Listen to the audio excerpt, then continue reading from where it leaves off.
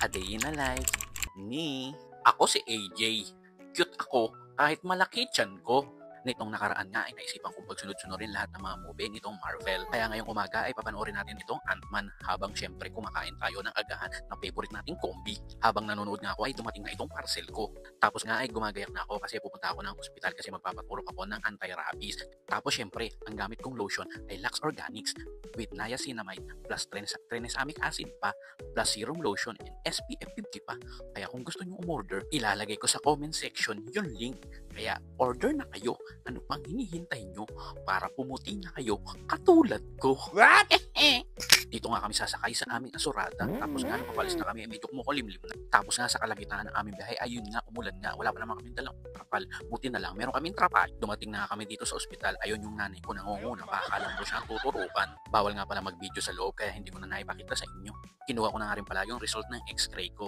Nagpa-x-ray kasi ako nung unang punta ko. After nga namin sa ospital ay eto, pupunta naman kami sa may SM kasi bibili kami ng mga supplies. Dito nga lang kami nagpark sa may Unitap. Akala mo, customer na may bibilhin. Ang kakapal ng mukha, yung pala makikipark lang pala. Tatawid nga kami from Unitap to SM pero sobrang traffic nga dito sa may DRT highway. Kaya eto, nakikipagpatintero kami sa mga sasakyan na dumadaan. Akala mo, mga siga. Dito nga pala tayo sa SM tapos pagdating ay diretso nga pala tayo dito sa may National Bookstore.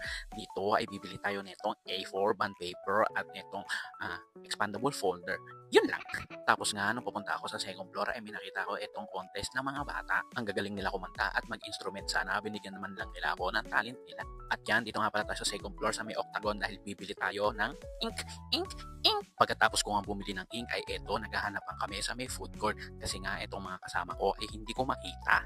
Tapos pare-pareho pa naman kaming walang load. Kaya ayan, hanap malala talaga. Pero syempre nakita-kita din kami at nung pauwi nga, ayun, malakas pa rin ang ulan. Pagdating nga sa bahay ay eto, movie marathon na naman ako ng Civil War. Ang pinaka-favorite kong movie ng Marvel.